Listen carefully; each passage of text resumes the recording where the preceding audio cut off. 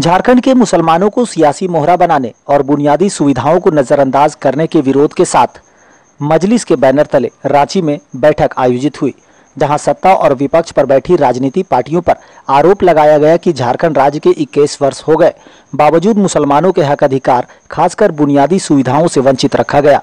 साथ ही यहां सिर्फ सियासी मोहरा बनाने का काम चल रहा है।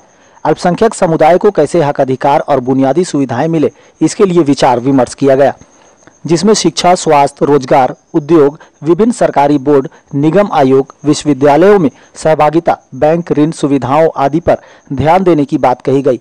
बैठक में वक्ताओं ने कहा कि बेवजह विभिन्न मुद्दों में उलझाकर दिग्भ्रमित करने और भेदभाव पैदा करने की कोशिश की जा रही है। इस तरह की गतिविधियों में सत्ता पक्ष एवं विपक्ष दोनों द्वारा दोहरा रवैया अपनाया जा रहा है। यही वजह है कि विगत दिनों विधानसभा सत्र के दौरान भी हंगामा देखने को मिला। वक्ताओं ने यह भी कहा कि इस तरह की सियासी नफरतों को आपसी सौहार्द में बदलने और सरकार तक अपनी बुनियादी सुविधाओं की मांग पहुंचाने के लिए ये बैठक आयोजित हुई है। बैठक में मुख्य रूप से अंजुमन इस्लामिया अध्यक्ष इब्रार अहमद, महासचिव मुख्तार अहमद और विभिन्न सामाजिक संस्थाओं के अगुवा शामिल रहे। Muslim Association for Justice, Literacy and Social Awareness, ये आज का जो प्रोग्राम इनका जो है वो ये है कि जिस तरह से गैर ज़रूरी मुद्दों को उछाला जाता है, अब बुनियादी मुद्दों को नज़रअंदाज किया जाता है, ये इसके ख़िलाफ़ में एक मीटिंग है। जैसे नमाजगाह के सवाल को जिस तरह से उठाया गया था, ये मुसलमानों का एक बड़ा मुद्दा नहीं है, तो ये टोकनिज़म से बचना चाहिए और इस तरह की अगर कोई पार्टियां इस तरह की जो चीज़ें करती हैं, इनसे बचना चाहिए।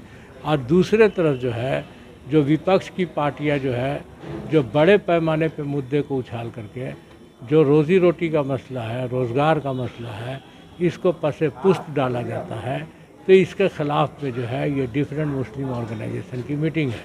विगत 21 वर्ष हो गए झारखंड राज्य के गठन के। झारखंड में जितना भी संवैधानिक प्रावधान है अल्पसंख्यकों के लिए, वो लागू नहीं किया गया।